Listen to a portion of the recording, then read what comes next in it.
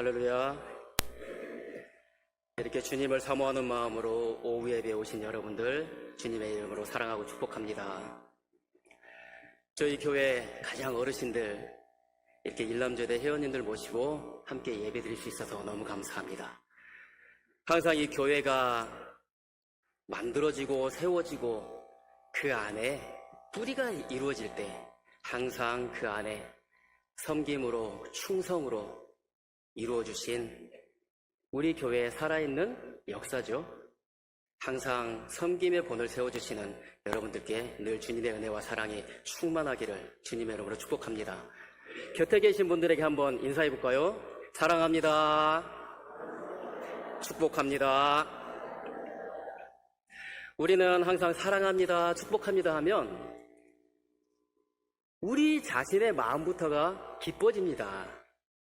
긍정적인 말을 하고 축복을 하고 사랑할 때 우리의 마음이 행복해지는 거죠. 바로 하나님의 마음이 우리 안에 있기 때문입니다. 하지만 어느 순간부터 우리도 자신도 모르는 사이에 부정적인 말을 하게 되고 상대방이 이야기할 때 아니에요, 그거 아닙니다 하면서 끊을 때가 있습니다. 이러면 상대방의 마음도 안 좋아지지만 그렇게 말하는 자신의 마음부터가 어떠한 벽에 부딪히는 것 같은 그러한 느낌을 받게 되죠. 항상 여러분들의 입술에서는 긍정적인 말, 축복의 말, 사랑의 말이 늘 끊임없이 흘러나가기를 주님의 이름으로 축복합니다. 그런 축복의 말들, 사랑의 말들, 이러한 말들은 다 상대방에 대한 사랑과 배려에서 나오는 말이죠. 저는 휴게소나 어떤 공공장소에 가게 되면 종종 눈에 띄는 문구가 있습니다. 아름다운 사람은 머문 자리도 아름답습니다. 여러분들도 아마 많이 보셨을 것입니다. 저는 이 문구가 아주 좋습니다. 함께 사용하는 공간이나 물건에 대해서 그 다른 사람들을 배려하고 또 다음에 사용할 분들이 불편하지 않도록 좀 더 신경 쓰고 조심하자는 그러한 마음이죠. 자신이 사용한 물건을 제자리에 두는 것, 그리고 내가 사용한 공간을 깨끗하게 사용하고 또 정리하는 것, 이것이 다음에 사용할 다른 이들에 대한 배려이고 예의라고 생각하는 것입니다. 이와 비슷한 의미를 가진 문구가 또 있습니다. 우리 여성분들은 갈 수 없는 곳에 이 문구가 적혀 있습니다. 공공장소에 남자 화장실 소변기 앞에 보면 이런 문구가 적혀 있습니다. 남자가 흘리지 말아야 될 것은 눈물만이 아닙니다. 이 문구를 보면 자연스럽게 입가에 미소가 띄어지면서 저도 모르게 한 걸음 앞으로 다가서게 됩니다. 이러한 문구는 나만 괜찮으면 된다는 생각, 다음에 사용할 사람들이 알아서 하면 되지라는 그런 이기적인 마음을 깨우치기 위한 사람들의 관계에 대한 상호 간의 노력입니다. 우리가 서로 노력하며 살아가는 것이죠. 함께 생활하는 공동체에서 상대에 대해서 우리가 미안해하는 마음을 가진다면, 그리고 내 자신의 모습에 대해서 부끄러워하는 마음을 가질 수 있다면 이러한 이기적인 행동은 나오지 않을 것입니다. 이처럼 사람들은 모든 생활 속에서 사람들과의 관계를 이루어가며 살아가고 있고 그 관계를 위해서 배려와 사랑을 나누려고 늘 노력하며 살아가고 있습니다. 더구나 하나님을 믿는 하나님의 사람이라면 이러한 사랑과 배려에 누구보다도 앞서 있어야 하지 않겠습니까? 오늘 본문에서는 예수님의 제자 중 야고보와 요한이 예수님에게 엄청난 청탁을 하는 장면이 있습니다. 이 모습에 예수님께서는 하나님 나라에 속한 하나님의 사람으로서 마땅히 행할 바를 제자들에게 가르쳐 주십니다. 야고보와 요한 이 두 제자는 예수님이 십자가에 죽으시고 다시 살아나실 것이라는 예수님의 세 번째 순환 예고 직후에 예수님에게 주님의 영광 중에 우리를 하나는 우편에 하나는 좌편에 앉게 해주십시오 하며 예수님에게 요청합니다. 예수님은 이러한 두 제자에게 너희가 구하는 것을 알지 못하는구나 하며 예수님이 고난의 메시아라는 것을 깨닫지 못하는 이들의 영적 무지를 나무라십니다. 이어 예수님은 두 제자에게 내가 마시는 잔을 너희가 마실 수 있으며 내가 받는 세례를 너희가 받을 수 있느냐 하고 말씀하시지만 이 말씀은 장차 고난을 통해 행하실 예수님의 큰 사역을 제자들에게 잠깐 비춰주시는 것입니다. 그러나 이들은 예수님의 이러한 말씀을 깨닫지 못하고 할 수 있나이다 하며 아주 당돌하게 장담합니다. 이들이 이렇게 즉각적으로 장담하면서 대답할 수 있는 이유는 예수님을 이 세상의 영광을 취할 뿐으로 믿었기 때문입니다. 이스라엘을 구원하신다는 것이 로마의 지배로부터 이스라엘을 해방시키고 예수님이 이 유대의 왕이 된다고 생각하고 있었기 때문입니다. 제자들은 예수님께서 고난의 길을 통해 모든 사람이 하나님 앞에 나아갈 그 구원의 길을 열어주신다는 것을 깨닫지 못하고 있음을 우리에게 잘 보여주는 그런 장면입니다. 하지만 예수님은 너희는 내가 마시는 잔을 마시며 내가 받는 세례를 받을 것이다 하시며 제자들이 이해하기 어려운 말씀을 하십니다.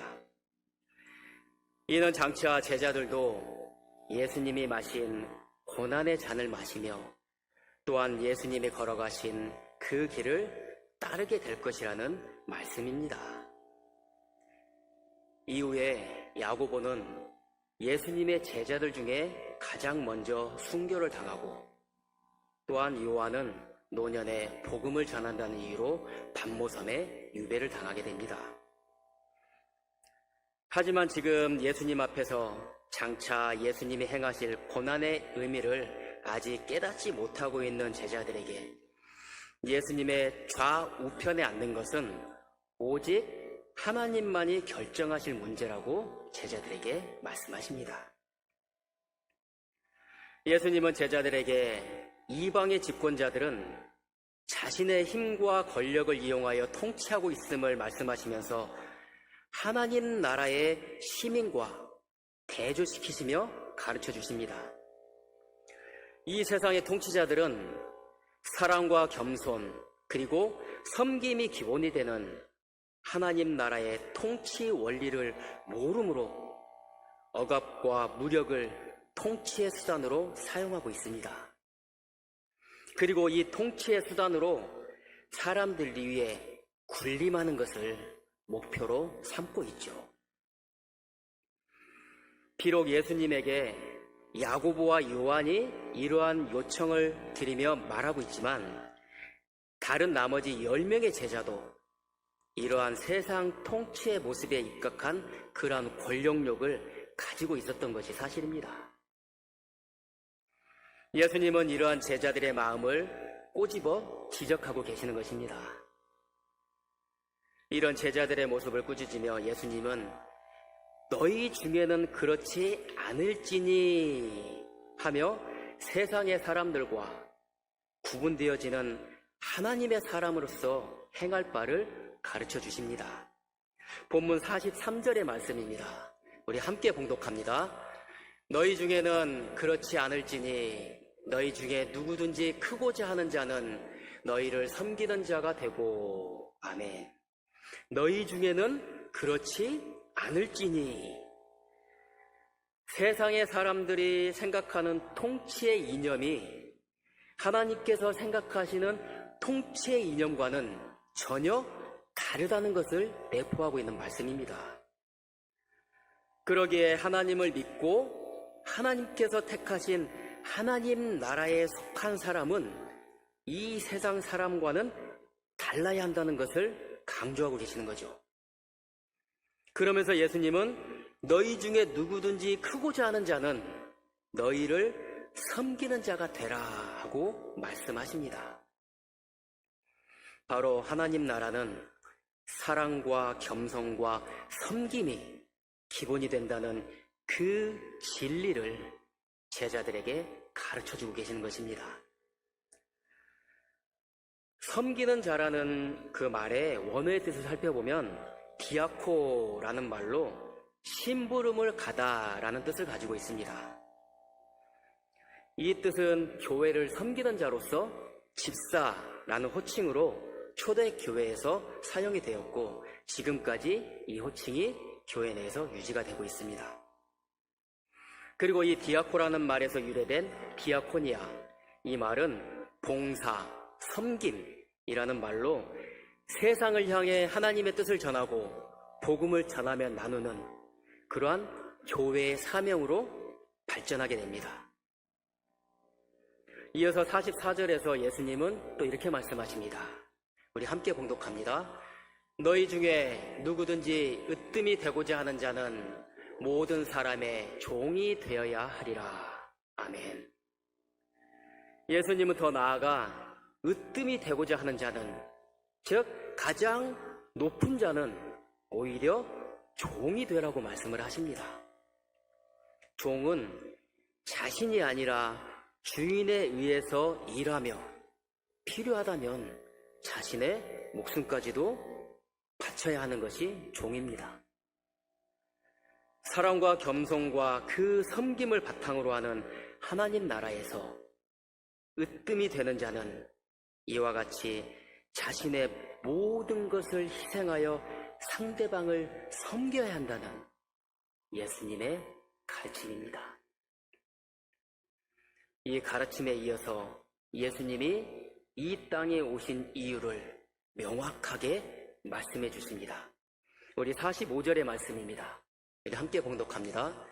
인자가 온 것은 섬김을 받으려 함이 아니라 도리어 섬기려 하고 자기 목숨을 많은 사람의 대속물로 주려 함이니라. 아멘. 예수님이 이 땅에 오신 이유는 섬김을 받기 위함이 아니라 섬기러 왔다고 말씀하십니다.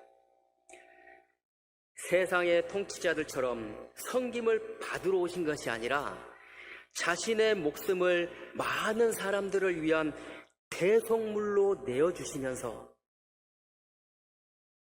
그 사람들을, 즉 우리를 섬기려고 이 땅에 오셨다고 말씀해 주십니다. 이러한 예수님의 길을 가르쳐 주시면서 제자들이 예수님의 모습을 모델 삼아서 하나님의 나라에 속한 사람으로서 그 합당한 삶을 살고 그 자질을 가지고 그 모습을, 그 삶을 실천하도록 예수님은 촉구하고 계시는 것입니다. 예수님께서 이 땅에 오신 목적은 바로 죄로 인해 죽을 수밖에 없는 인간들을 죄의 속박에서 벗어나서 참 자유를 주시기 위함입니다.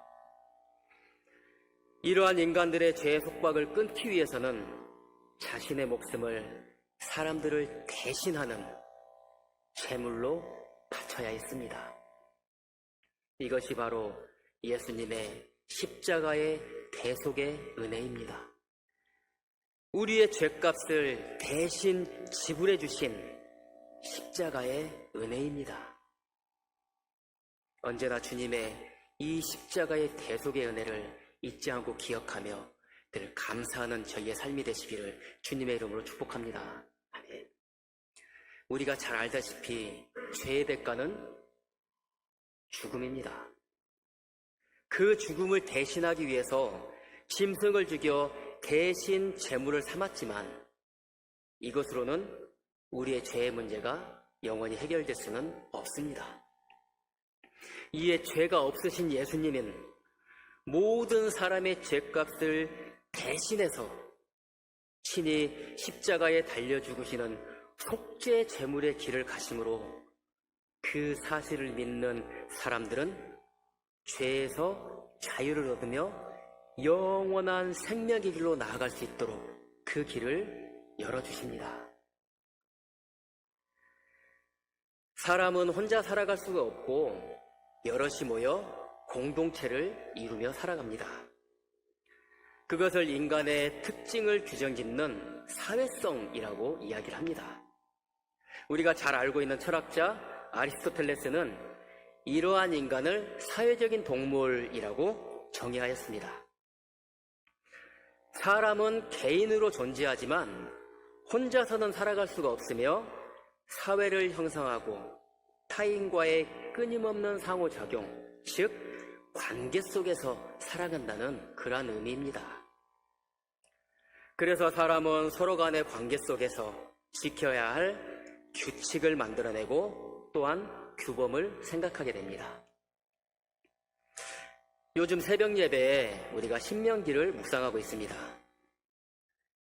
출애굽한 이스라엘에게 하나님은 시내산에서 10계명의 율법을 주시며 하나님은 이스라엘의 하나님이 되시고 이스라엘은 하나님의 백성이 될 것을 약속하십니다.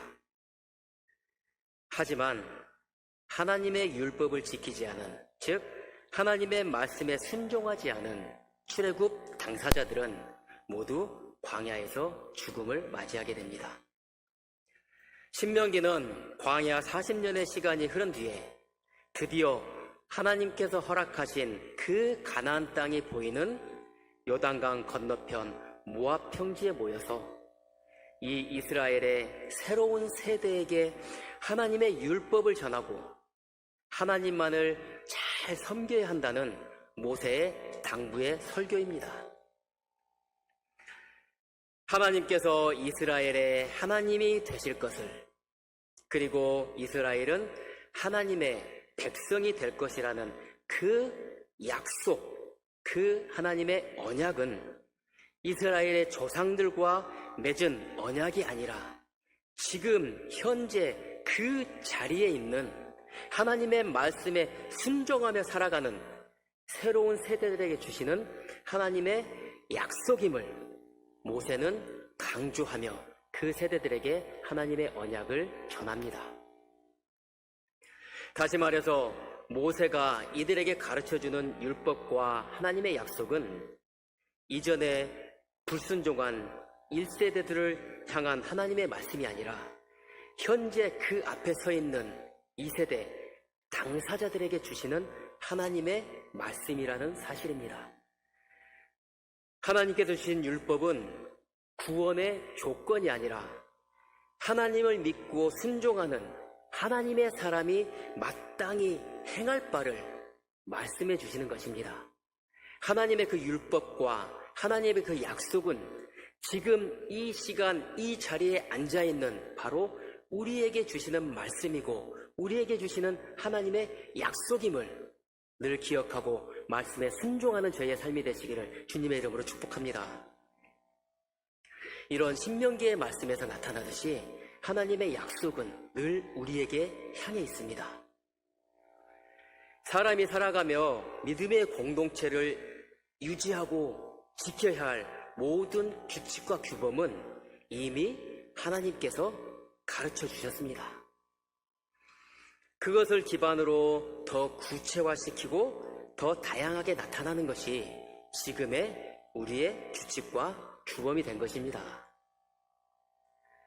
교회는 하나님의 부르심을 받은 사람들의 모임, 곧 믿음의 공동체입니다.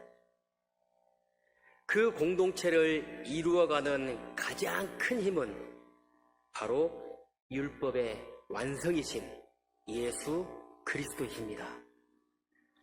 예수 그리스도의 이름 안에서 우리는 공동체를 이룰 수가 있습니다. 예수 그리스도의 이름 안에서 우리는 비로소 믿음의 공동체를 이룰 수가 있는 것이죠. 그리고 우리가 이루고 있는 이 믿음의 공동체의 가장 기본은 예수 그리스도께서 보여주시고 가르쳐주신 사랑이며 겸손이고 섬김입니다. 그 사랑으로 배려하고, 그 사랑으로 자신을 낮추고, 그 사랑으로 미안해할 수 있고, 또한 그 사랑으로 자신의 모습을 부끄러워할 수 있는 것입니다.